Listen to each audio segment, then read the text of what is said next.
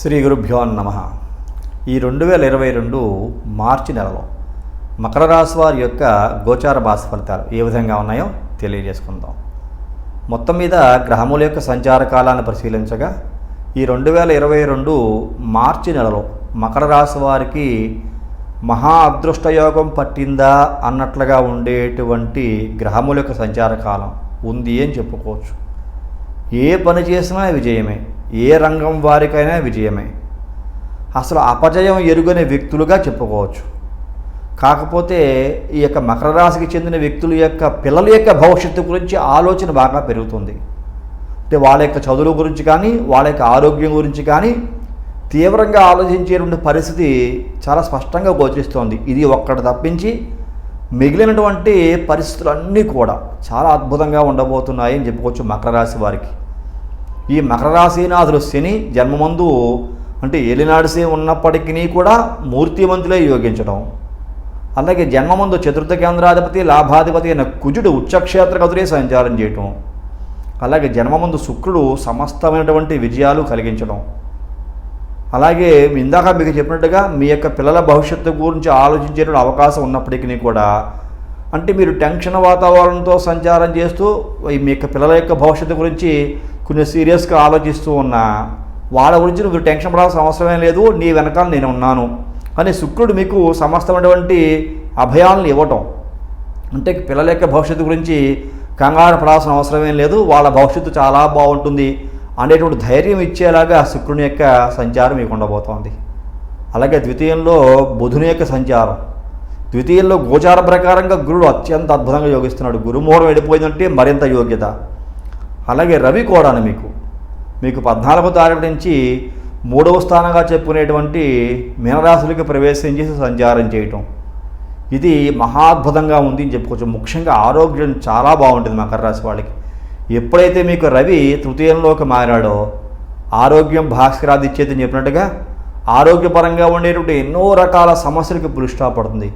గత 3 నెలల కాలంగా ఈ యొక్క మకర రాశి వారు ఆరోగ్యంగా మానసికంగా ఏదో రకంగా దిగులుతో ఉంటున్నారు. అంటే వీళ్ళకి ఏదో రకంగా తెలియని టెన్షన్స్ వాతావరణం ఉంటుంది. అద్భుతంగా ఉంటూనే అది పూర్తిగా తొలగిపోతుంది. ఇప్పుడు మానసికంగా టెన్షన్ ఉండదు, అలాగే శారీరకంగా కూడా ఎటువంటి సమస్యలు ఉండవు.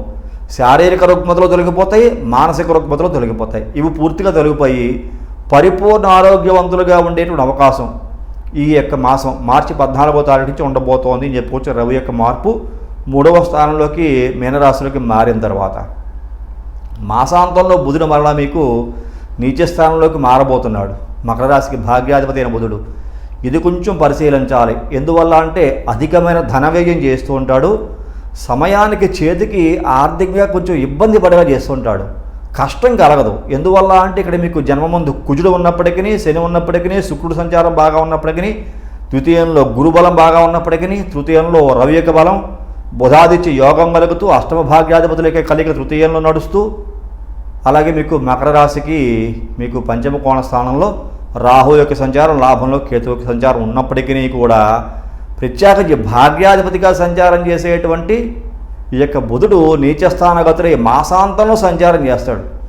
4వ వారంలో ఎప్పుడో చివరిని. అప్పటి నుంచి కొంచెం ఆర్థికంగా నిలబెట్టుకోవాలి. దూర ప్రాంత ప్రయాణాల విషయంలో చాలా జాగ్రత్తలు వహించాలి. తొందరపాటు నిర్ణయాలు ఏ విషయాల్లో తీసుకోకూడదు. అయినప్పటికీ అన్ని రంగాల వారికి ధైర్యం కలుగుతుంది. ఎందువల్ల అంటే ఇక్కడ మీకు ఈ గత 3 నెలల కాలంగా ఏదో రకంగా మానసిక సమస్యలు, ఆత్మధైర్యం లేక అంటే మెంటల్ టెన్షన్స్ బాగా ఉన్న కారణం చేత మీకు ఎంతమంది సపోర్ట్ ఇచ్చే అవకాశం కలిగి ఉంటున్నప్పటికీ ఆ సపోర్ట్ తీసుకోలేక, ఆ సపోర్ట్ తీసుకుని మీ యొక్క భవిష్యత్తును ముందుకు తీసుకెళ్ళలేక ఇబ్బందులు పడుతూ అన్ని రంగాల వారు ఇక్కడ సతమతం అవుతూ ఉన్నారు. ఆ టెన్షన్స్ అన్నీ కూడా రిలీజ్ అయిపోతాయి 14వ తారీఖు దాటిన తర్వాత. అవన్నీ కూడా రిలీజ్ అయ్యి ఉన్నతమైన భవిష్యత్తు, ఉజ్వలమైన భవిష్యత్తు, మీరు కోరుకున్న దానికన్నా కూడా 10 రెట్లు ఎక్కువగానే మీకు లాభం కలుగుతూ ఉంటుంది.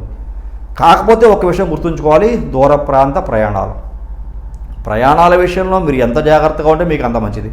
ఎటువంటి సమస్యలు రావు. అవసరం అయితేనే ప్రయాణం చేయండి. ప్రయాణం చేసేటప్పుడు ఎవరైనా ఒకరిద్దరిని కలిసి తీసుకెళ్లే ప్రయత్నం చేయండి.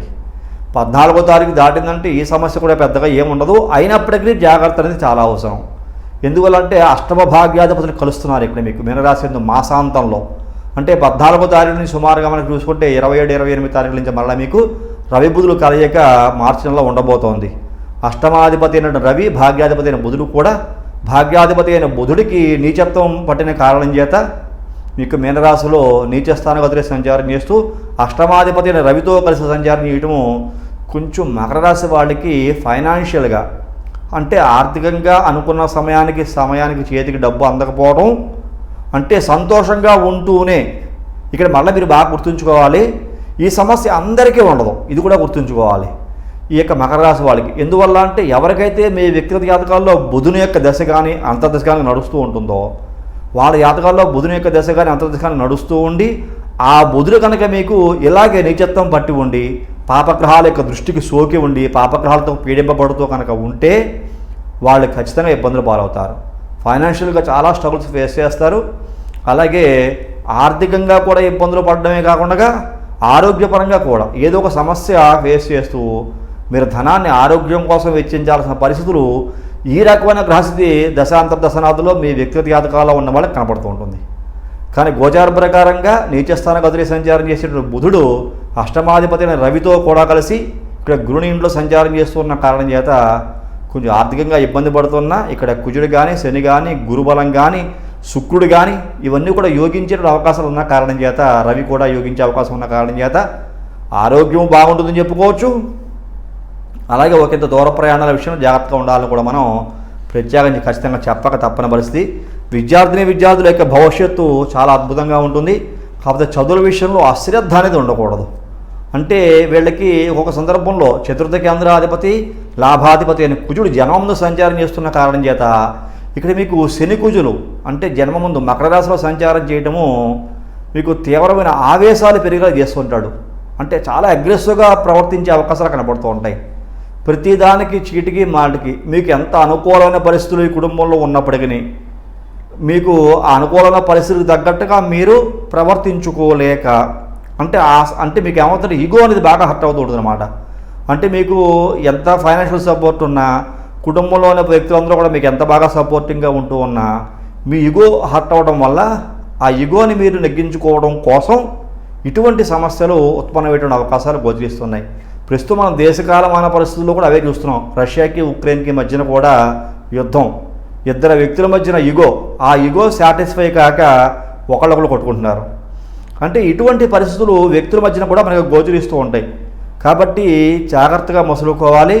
ఇక్కడ ఎక్స్క్యూజ్ అనేటువంటి ఒక చిన్న మాట, అంటే నేను ఏదో పొరపాటు చేశాను ఇంక ఈ విషయం ఇంతటితో వదిలే అనేటువంటి చిన్న మాట కనుక అంటే ఆ ఈగో ఎదుటి వ్యక్తి హర్ట్ అవ్వదు. వాటితో నేను ఎందుకు ఈ మాట అనాలి అనుకుంటే కనుక ఇక్కడ పౌరుషం ప్రధాన పాత్ర పోషించి ఇద్దరు వ్యక్తుల మధ్యన తారతమ్యం లేనటువంటి అగాధం ఏర్పడే అవకాశం కనపడుతోంది. ఇక్కడ పెద్దంతరం చిన్నంతరం కూడా ఉండదు. కాబట్టి ఇటువంటి సమస్యలు దేశకాలమాన పరిస్థితుల్లోనూ కనపడుతున్నాయి, వ్యక్తిగత జాతకాల్లో కూడా ఇటువంటి పరిస్థితులు కనపడుతూ ఉంటాయి. అందుకే దూర ప్రాంత ప్రాణాలు చేయకూడదు అని చెప్తుంటాను. ఇక్కడ అష్టమ భాగ్యాధిపతులు తృతీయమందు అష్టమాధిపతికి చాలా బలవంతుడు. ఇక్కడ బాగా గుర్తుంచుకోండి, అష్టమాధిపతి అయిన రవి మిత్రక్షేత్రంలో మీకు 3వ ఇంట చాలా బలవంతుడు. భాగ్యాధిపతి బుధుడు నీచత్వం పట్టిన కారణం చేత అంటే మీ మీద ఎవరో ఈ యొక్క ఈగో సాటిస్ఫైగా కొంతమంది వ్యక్తులు అటాక్ కూడా చేసుకోవచ్చు. ఏదో ఒకరినొకరు దూర ప్రాంత ప్రయాణాలు చేస్తూ వాడు ఎప్పుడు దొరుకుతాడా, వాడిని ఏ విధంగా ఇబ్బంది పెడదామనే ప్రయత్నం కూడా చేయొచ్చు. ఈ యొక్క విషయాన్ని మకర రాశి వాళ్ళు బాగా గుర్తుంచుకోవాలి. ఇక్కడ ఏమీ జరగదు, ఇబ్బందులు ఏం కలవు. కాకపోతే అటువంటి ప్రయత్నాలు చేసి మానసికంగా భయాందోళనకి గురయ్యేలా కూడా చేయొచ్చు.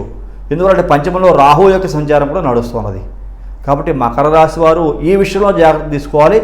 మిగతా అన్ని విషయాల వారికి చాలా బాగా ఉంది.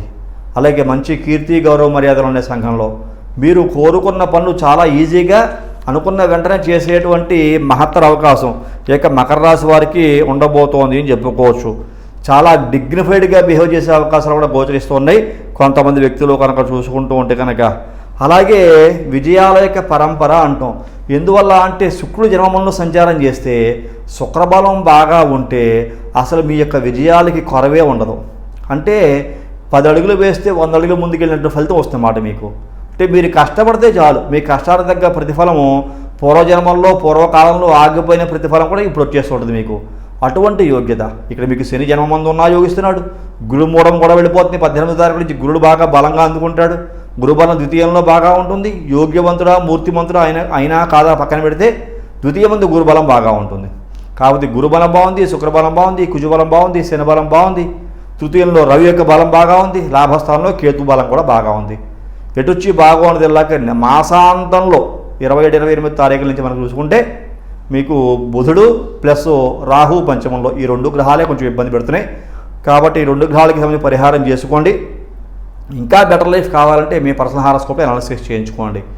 ఎందువల్ల అంటే ఇక్కడ ఏ రంగం వారికైనా అనుకూలంగా ఉంది అని చెప్తున్నాను. కాబట్టి మీ పర్సనల్ హారోస్కోప్ అనాలిసిస్ చేయించుకోవడం వల్ల మీరు ఉండేటువంటి రంగానికి ఆ యొక్క పరిస్థితి అనుకూలంగా ఉందా లేదా అని తెలుస్తుంది. ఇక్కడ ముఖ్యంగా గుర్తించాల్సిన పరిస్థితులు దశాంతర్దశానాదులు. మీ పర్సనల్ హారోస్కోప్లో దశాంతర్దశానాదులు బలంగా కనుక ఉంటే అవి మీకు గోచారం ప్రకారంగా కూడా నడుస్తూ ఉంటే మీరే కింగ్. మీరు ఏది పట్టుకుంటే అది ముందుకెళ్ళిపోతూ ఉంటుంది. మీ వ్యక్తి జాతకంలో దశాంతర్దశానాదుల యొక్క బలం బాగా వీక్గా ఉండి ఇక్కడ మీ గోచారం ప్రకారంగా ఎంత పుషింగ్ ఉన్నా ఎంత బలంగా గ్రహిస్తులు ఉన్నా మీరు ముందుకు వెళ్ళలేరు. సంవత్సర వలయంలో కొట్టుమిట్టాడుతూనే ఉంటారు. అందులో ఇక్కడ మీకు రాహుకేతుల మధ్యన మిగిలిన గ్రహాలన్నీ కూడా ఉన్నాయి. అంటే రాహుకేతుల మధ్యన అన్ని గ్రహాలు కూడా సంచారం చేస్తూ ఉన్నాయి. కాబట్టి ఈ సమస్యలు ఇటువంటి యోగ్యతలు కూడా కొంతమంది అభివృద్ధిని సాధిస్తూ ఉంటే కొంతమంది ఇబ్బందులు కూడా పడుతూ ఉంటారు. కాబట్టి జాగ్రత్తగా ఈ విషయాలు పరిశీలించి మీ యొక్క జీవితాన్ని ముందుకు తీసుకెళ్లాల్సిన ఓవరాల్గా చూసుకుంటే మోర్ దెన్ 90% బాగుంది అన్ని రంగాల వారికి. అలాగే విద్యార్థులు యొక్క చదువులు చాలా అద్భుతంగా సాగుతాయి. చతుర్థ కేంద్రాధిపతి అయిన కుజుడు జన్మమందు ఉచ్చక్షేత్రంలో సంచారం చేస్తున్న కారణం చేత, అలాగే బుధుడు కూడా మీకు మాసాంతం వరకు కూడా మీకు ద్వితీయంలో సంచారం చేస్తూ కుంభరాశి సంచారం చేస్తున్న కారణం చేత ఇటువంటి సందర్భాల్లో అన్ని రకాల యోగ్యతలు పొందే అవకాశం కలుగుతుంది. కాబట్టి సద్వినియోగం చేసుకోండి. ఎవరో కూడా సమయాన్ని వృధా చేసుకోవద్దు. మకర రాశి వారికి అన్ని రకాల యోగ్యతలు అందరికీ ఉండబోతున్నాయి. ఉద్యోగ ప్రయత్నాలు చేసిన వాళ్ళకి ఈ సమయం సుమారుగా మీకు బాగా ఉపయోగపడుతుంది. ప్రమోషన్స్ వచ్చే అవకాశం కనబడుతుంది. కాకపోతే గవర్నమెంట్ పరంగా చూసుకుంటే చిన్న సమస్యలు కొంచెం ఉండే అవకాశం గోచరిస్తూ ఉన్నది. అది అన్ని రంగాల వారికి ఉద్యోగస్తులకి కనబడుతోంది. కాకపోతే ఈ సమస్య వ్యక్తి జాతకం ద్వారా పరిశీలన చేసుకోవాలి, అది మీకు ఉందా లేదా అనేటువంటిది. కాబట్టి ఎక్కువ దిగులు పడాల్సిన అవసరం లేదు. కాబట్టి జాగ్రత్తగా ఉంటూ మంచి భవిష్యత్తు పొందవలసిన ఈ కార్యక్రమం మకర రాశి వారికి మరీ తెలియజేస్తున్నాను. అలాగే ఈ కార్యక్రమం చూసిన ప్రతి ఒక్కరు కూడా లైక్ చేయండి, షేర్ చేయండి, సబ్స్క్రైబ్ చేయండి. సబ్స్క్రైబ్ చేసిన తర్వాత పక్కనే ఉండేటువంటి బెల్ ఐకాన్ మాత్రం ప్రెస్ చేయడం మర్చిపోకండి. అలా బెల్ ఐకాన్ ప్రెస్ చేయడం వల్ల నేను అప్లోడ్ చేయబోయే ప్రతి ఒక్క వీడియో మీకు వెంటనే ఇంటిమేట్ చేయబడుతుంది. మీరు యూట్యూబ్లోకి వెళ్ళి సెర్చ్ చేయవలసిన అవసరం లేకుండా ఇప్పుడు తదుపరి వచ్చే కార్యక్రమంలో మరిన్ని ఆసక్తికర విషయాలు తెలియజేసుకుందాం. అంతవరకు సెలవు. నమస్కారం.